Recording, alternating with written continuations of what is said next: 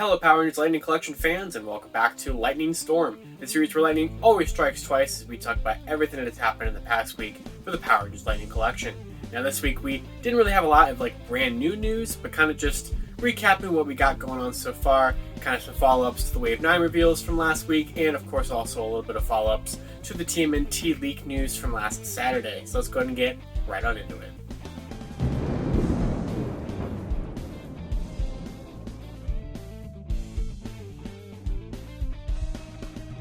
So first up, we have a little bit of news regarding Wave 8. So Wave 8, of course, was slated to come out either March 1st or April 1st, depending on where you pre-ordered it from.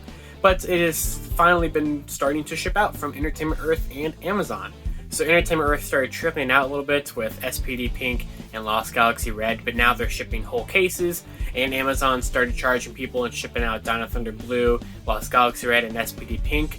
So Wave 8 is for, the most part kind of out already, so a little earlier than its original March 1st release, and especially a lot earlier than Pulse's claimed April 1st release and stuff like that. So no idea when it will actually start showing up in stores, like in physical Targets or Walmarts or something, but it could be around the corner here. But basically Wave 8 will probably start seeing people get it here very, very soon, so that's exciting because it's always cool when a new wave comes out.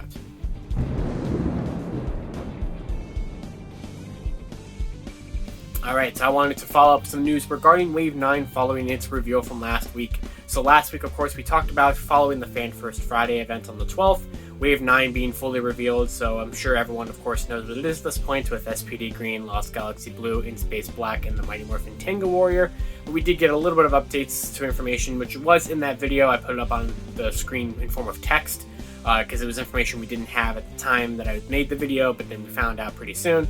But I'll just re-clarify it here that Wave 9, we found that the case assortment for it is actually going to be the first Lightning Collection wave to where every figure has an equal amount of representation in the case assortment. So each figure will be in 2 per case for the case. So every case is always 8 figures, but it's always sometimes they get 3, sometimes they get, whatever. But this is the first time that everyone in the wave is going to be in there twice. So there's no 1 per case this wave, which means there's technically no figure in the wave that's rarer than the others. However, the Mighty Morphin Tenga Warrior, because people want to army build it, people are buying multiples of it, it's been sold out already on Pulse, and other stores still have it. So if you want to pre-order one, if you have to pre-order one of them right now, I would say the Tenga's the one you should pre-order the most, because it will be the one that will sell out the fastest, even though technically there is no rarest one this wave as there have been in previous waves. Also, in regards to the release date for Wave 9, so for whatever reason, Hasbro Pulse and Amazon claim an August 1st release, Target and Entertainment Earth claim a July release, Dorkside Toys claims a June release. I'm betting on the June release. That's what that list of listings from January showed us. There was no reason why it shouldn't be a June 1st release, because we are supposed to get Lightning Collection waves every 3 months, and with Wave 8 basically about to be out here at the beginning of March, we should be getting Wave 9 at the beginning of June. So I would say that August release date is probably not going to hold true whatsoever. So if you want to pre-order from Dorkside Toys to maybe hopefully get it about 2 months earlier, you could do that. It is a little bit more expensive to do it there. Or you could go with Entertainment Earth and get it in July. Or I guess you can, go to Pulse and get it in August if you want. But, who knows when we'll actually say Wave 9, but I'm sure it will be earlier than August. But that's all I really have to talk about here with Wave 9.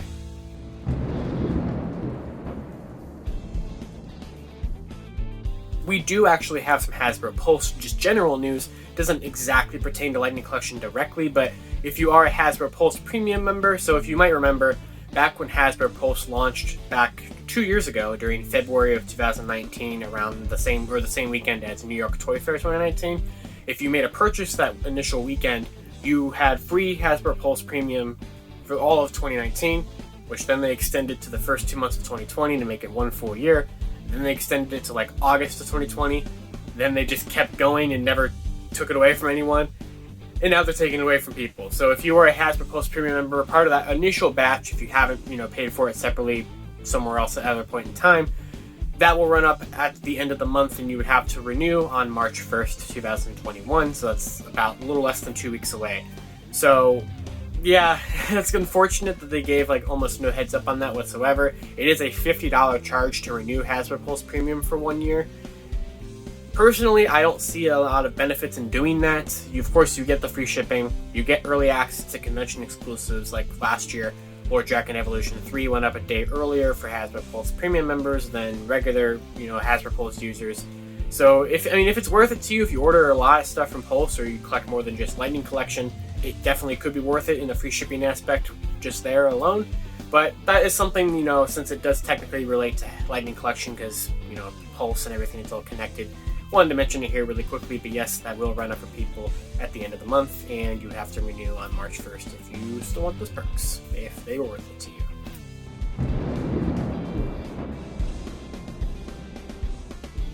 So next up here, I just wanted to take some time to talk about where we are currently with Lightning Collection stuff in 2021.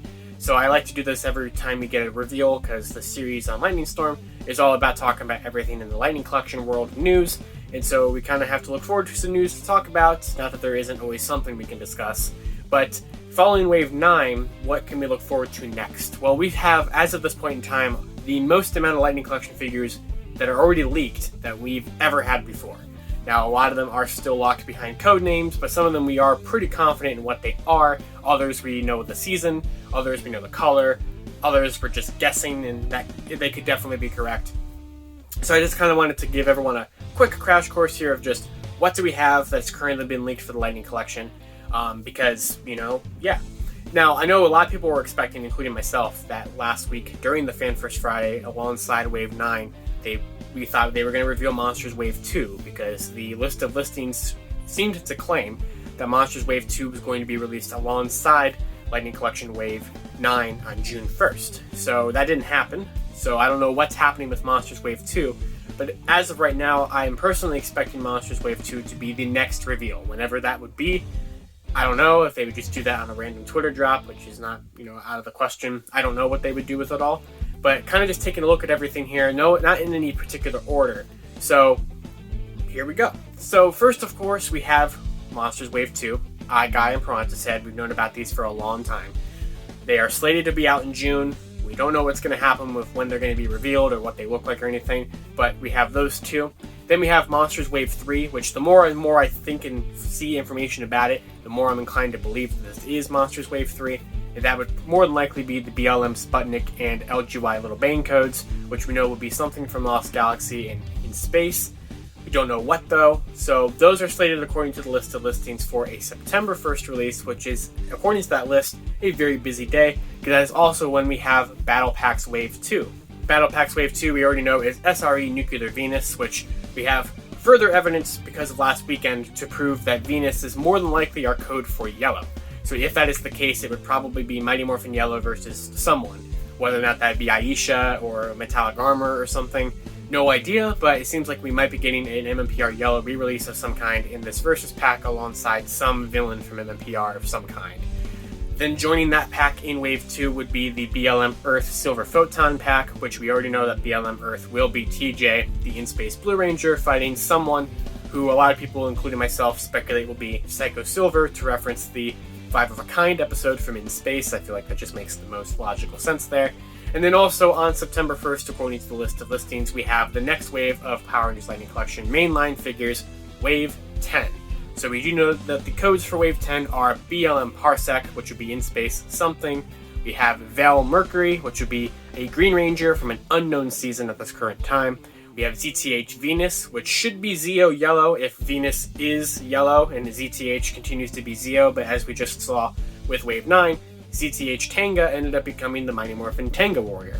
But then again in Wave 8, ZTH Mercury was Zeo Green, so it seems that it's used for Zeo and maybe Foot Soldiers as well, so we'll have to see what happens with that, but it should probably be Zeo Yellow in that wave. And in our final Wave 10 figure was the BLM Neptune Cass, which should be In Space Pink, which if that is the case, and that is also the case for Zeo Yellow, we'd be looking at our first wave with 2 female figures in the same wave, which would be really exciting to see that happen, so hopefully that does pay off. We would also be seeing our first wave with no Red Rangers and no Mighty Morphin Rangers in it. Wave 8 was our first with no Mighty Morphin characters, and Wave 9 was our first without any Red Rangers, but we've yet to have a wave to have both of those checked off in the same wave. I don't know if you guys remember this one, but we have Mars Atom. So Mars Atom was a code that was found alongside the Wave 9 codes all the way back in September. But but nothing happened with it. As we obviously saw now, Wave 9 ended up having In Space Black in it instead of Mars Atom, which means Mars Atom's now missing. So BLM Mars was supposed to be in Wave 7, which is In Space Black, then it got pushed to Wave 9, which means Mars Atom's been pushed out of Wave 9. So we don't know where that one is going yet, or who it is, but that is still one random figure out there that we can't forget is out there, and we'll have to take a look at and see if it resurfaces someday. And then, of course, catching up all the way to last weekend, we have the brand new leaks that just happened with the TMNT stuff, being the 3 TMNT 2-packs, the Boom Shredder, whatever that will probably be, the Green Ranger Shredder, maybe, and the A-Squad Jupiter and Venus ones. So A-Squad Jupiter Venus will probably be A-Squad Red and Yellow. So we have this really good graphic up here that I will put up here that Listen Anyway made on Twitter to kind of just show what we could be getting from all of the leaks from last weekend, which I feel like that list is almost probably dead on. We still don't know what would be in the 3rd TMNT 2-pack, whether or not they would include the ninja versions of the Rangers from that Boom crossover, if they would include Master Splinter or Casey Jones or something like that, alongside probably maybe the April O'Neil Pink Ranger. We're not really sure how any of that would work out. We don't have any concrete details, anything in the past week to back up more of the TMNT stuff other than them being on that one store. I have seen the listings myself now. At the time, last week when I was recording it, all I had was the information sent to me from JT Prime 17. But then I did find the listings. I'm still not going to say what store that they are from because Hasbro is really cracking down on leaks recently and taking sources away from stores. So I'm not going to say the store, but they are a store that is reliable. So there's no reason to think that these are not legitimate in any kind of way. So I have seen the listings, but there's nothing that really says anything more than what we can gather from this so far. So we'll see what happens with any of that stuff at all.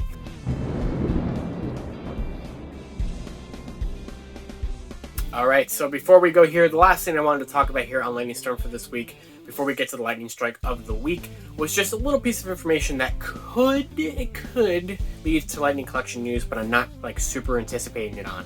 So this upcoming week on Thursday the 25th, we will be having a Hasbro Investor call meeting to give their second quarter stuff, I think, or whatever they do. Usually we get one of these investor calls around the time of Toy Fair, prior to Toy Fair, which makes sense because this week would have more than likely been Toy Fair if it wasn't canceled this year. So because of that, since they're not going to have Toy Fair to announce stuff, we don't know if they're going to make any announcements for any products during the marketing call. That we could get news for the Power Rangers brand in general, whether it's updates to the future movie that they're directing, or future updates for Dino Fury or something. There's a slight part of me that thinks maybe a big announcement that they can announce during an investor call, when they're talking about just general brand plans, could be maybe the TMNT figures, because that's some kind of big collaboration with another brand that they could, really want to hype up to their investors or something. I'm not saying that that's likely or of any kind of sorts. I'm just saying that this is our first opportunity following the Fan First Friday that I could see something like that happening, though I'm not expecting it to happen. But of course, if something happens, I'll talk about it on Lightning Fig PR and probably do a Lightning Storm about it, of course. But like I said, not expecting anything to come Lightning Collection-wise from this investor call, but it could be our next event to kind of, just keep an eye out for and see what happens with it. But in terms of when we will get our next Lightning Collection announcement, I don't think February will give us anything else unless the investor call turns out to be something. March, I don't even know if that will give us anything. I don't know. We'll probably just have to wait for our next Fan First Friday, which at this point probably might not even be until April or May. So we'll see. Hopefully, if Monsters Wave 2 is still on track to come out around June 1st, it would be announced before May. So hopefully we could get something in March or April or something to just talk about future plans, whether it's the TMNT figures or Monsters Wave 2 or the new helmet that is coming out in the summer or something like that.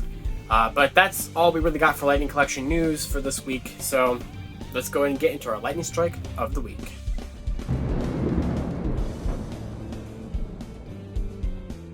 So our Lightning Strike of the week for this week comes from Toku on Twitter. So the day before the Fan First Friday last week, Per Ranger site released an exclusive interview with the brand design, the head designer for Power Rangers, John Warden, and he kind of talked about some of his favorite Rangers and stuff like that, and hyping up, upcoming Lightning Collection things and all that stuff. And Toku made these really, really good mock-up renders of 3 of what the Rangers that John Warden talked about were.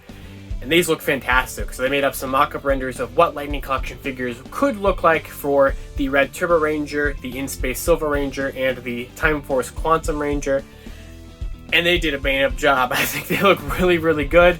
They look like an official kind of render of some sort or whatever, so I just really wanted to highlight how good those looked. So shout out to you, Toku J. I know recently before they did a render of what Dino Fury Red could look like in the Lightning Collection, and they killed it there too. So these look fantastic. And they were really quick on it too, because like that interview came out on Per Ranger site like on Thursday, and by like Friday morning they were done with these. So shout out to them. So I'll leave a tweet down, or the link to the tweet down below, so you can check out the renders or just check out any of the other stuff that Toku J works on, because they do some really, really good work. So shout out to them. Alright guys, well that's going to do it for this week's episode of Lightning Storm. Let me know down in the comments below, what are you looking forward to the plethora of Lightning Collection figures we already have leaked for this year. What do you want to see that we have not seen on any potential leak lists or anything like that? What do you think the identities of some of our unknown figures would be, like SRE Nuclear or Val Mercury, since we don't know what those will be yet? And of course, just, you know, what do you guys, well, how's everyone doing, I guess? So, of course, you can follow me on Twitter at two different places, at Living Ranger Key or at Lightning Fig PR.